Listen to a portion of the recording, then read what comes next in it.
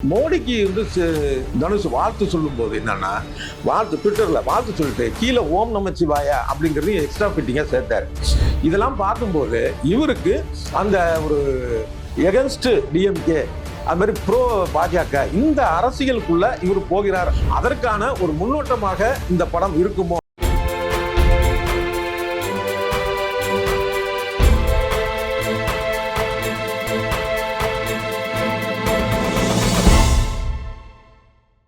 வணக்க நண்பர்களே, இப்ப தனுஷ் நடித்த சமீபத்தில் வெளியான திரைப்படம் ராயன். இதற்கு அப்புறம் வந்து நிலவுக்கு என்மேல் என்னடி கோபம் அந்த படத்தை பத்தி பல பேருக்கு தெரியும். அந்த தகவல் வந்துட்டு இருக்கு. இப்ப அடுத்து வெளியாக போகுது. இதற்கு இடையில் அவர் நடிக்கிற இட்லி கடை அப்படிங்கிற திரைப்படம் தான் கூடுதலா கவனத்தை ஈர்த்திருக்கு. அதுக்குள்ள வெறும் படமாக மட்டும் இல்லாம அதுக்குள்ள ஒரு அரசியல் இருக்குமோ அப்படிங்கிற ஒரு கேள்வி. முக்கியமாக என்னன்னா, ஆளும் திமுக, தமிழ்நாட்டை ஆளும் திமுகவுக்கு எதிரான ஒரு அரசியலாக அது இருக்குமோ அப்படிங்கிறது அந்த போஸ்டர் கிளப்பி இருக்குது. அது என்ன விஷயம் அப்படின்னு பாத்தீங்கன்னா, அந்த ஃபர்ஸ்ட் லுக் போஸ்டர் வந்த கவனிச்சிருப்பீங்க. அதுல வந்து ஒரு பேருந்து ஒண்ணு, பஸ் ஒண்ணு நிற்கும், ஆளே இருக்க மாட்டாங்க. அதுக்கு மேல என்ன இருக்குன்னா, அந்த போர்டு வந்து சங்கராபுரம்னு போட்டிருக்கோம். அதுலதான் இருக்கு அரசியல்.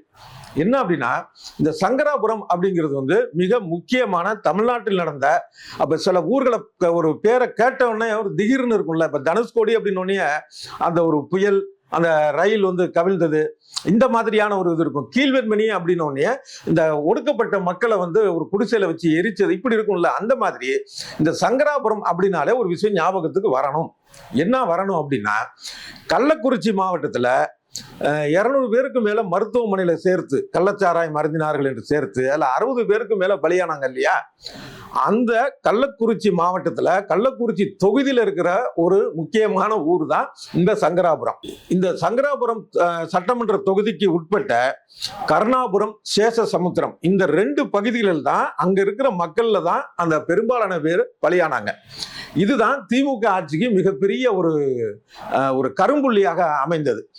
இந்த நேரத்துல மிக முக்கியமா வந்து என்ன சொல்லணும்னா, அரசியல் ரீதியாக பல பேர் வந்து இந்த திமுக ஆட்சியை வந்து கடுமையா கண்டிச்சாங்க. இந்த மாதிரி ஒரு போலீஸ் அப்படிங்கிறவங்க கண்ட்ரோல்ல இருக்கா இல்லையா?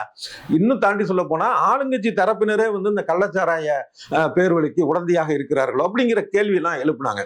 இதுல மிக முக்கியமான ஒரு விஷயம் வந்து என்ன அப்படின்னு எல்லாராலையும் கவனிக்கப்பட்ட ஒரு விஷயம் என்ன அப்படின்னா, பாமக தலைவர் அன்புமணி ராமதாஸ் வந்து ஒரு முக்கியமான ஒரு கேள்வியை எழுப்பினார்.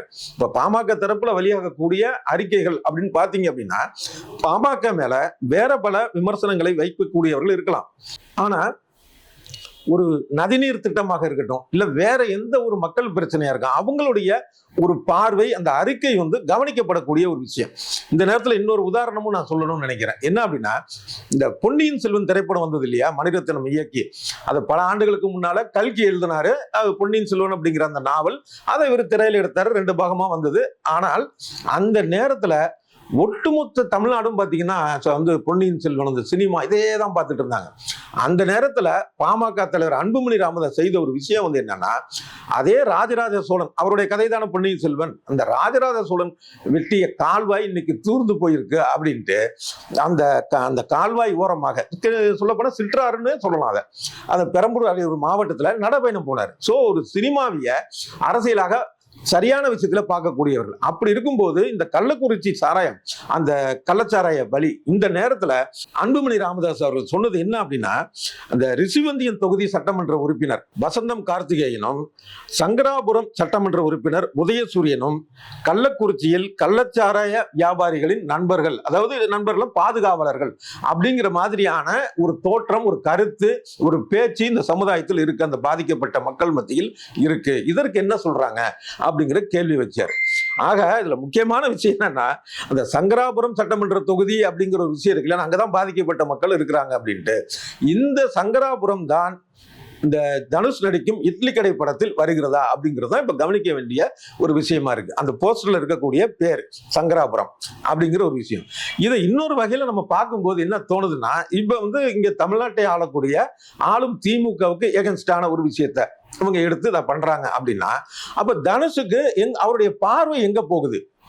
அவருக்கு பின்னால் இருக்கக்கூடியவங்க யார், இல்ல இவரு யாரை வந்து அணுக விரும்புறாரு அப்படிங்கிற கேள்வி இரண்டாவதா வருது இல்ல. இப்ப அதை பத்தி நம்ம பார்க்க போனோம்னா தனுஷ் வந்து அந்த படத்துல இன்னொரு விஷயம் இருக்கு. அதுக்கப்புறம் நான் தனுஷோடைய விஷயத்துக்கு வர்றேன். தனுஷ் வந்து ஒரு தீவிர சிவபக்தர் அப்படிங்கிறது எல்லாருக்கும் தெரிஞ்ச விஷயம். இந்த ராயன் படம் முடிந்த உடனே கூட தன்னுடைய மகன்களை அழைச்சிக்கிட்டு திருவண்ணாமலை போனாரு. பெரிய பெரிய உத்தராட்ச கொட்டை எல்லாம் போட்டுக்கிட்டு ஒரு முழு சிவபக்தராகவே போனாரு. இடையில இந்த இமயமலைக்கெல்லாம் கூட அவர் போயிட்டு வந்ததாக கூட தகவல்லாம் வந்தது. அந்த அளவுக்கு ஒரு சிவபக்தர். இந்த போஸ்டர், இன்னொரு போஸ்டர்ல இந்த இட்லி கடை படத்துடைய இன்னொரு போஸ்டர்ல இருக்கிற வாசகம் என்னன்னா, சிவநேசன் இட்லி கடை அப்படிங்கிறது இருக்கு. ஸோ சிவபக்தருக்காக சிவநேசன் வச்சாங்களா, இல்ல அந்த சிவநேசன் அப்படிங்கிற ஒரு விஷயம் வந்து இதுல கவனிக்க வேண்டிய ஒரு விஷயமா இருக்கு. இதுல ஒரு பிரபலமான ஜோதிடர் ஒருத்தர்கிட்ட பேசுனேன். அப்போ சும்மா ஒரு காமெடியா தான் பேசுனேன். எனக்கு இந்த ஜோதிடம் இதுல எல்லாம் நம்பிக்கை கிடையாது.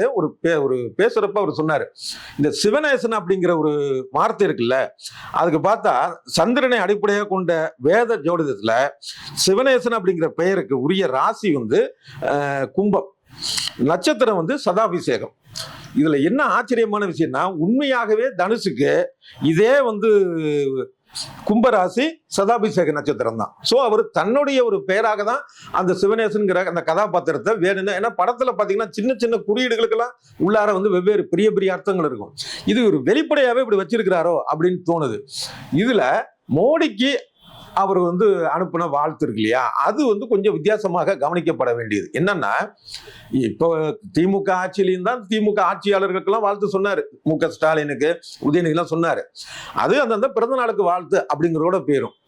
ஆனா மோடிக்கு வந்து தனுஷ் வாழ்த்து சொல்லும் போது என்னன்னா, ட்விட்டர்ல வாழ்த்து சொல்லிட்டு கீழே ஓம் நமச்சிவாயா அப்படிங்கிறது எக்ஸ்ட்ரா ஃபிட்டிங்கா சேர்த்தாரு.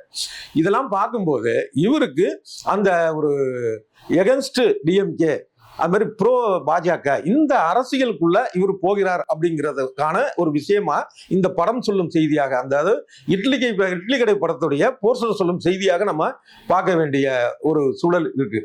இதுல இன்னொரு பக்கம் ஏற்கனவே வந்து பிஜேபிக்கு ஆதரவாகவும் பெரியாருக்கு எதிராகவும் ரஜினி செய்த சில வேலைகள் வந்து இங்க எடுபடலை. ஆனா அதே வேலையை அப்புறம் சீமான் பார்த்தாரு. அது ஒரு பக்கம், அதுவும் இங்க எடுபடலை.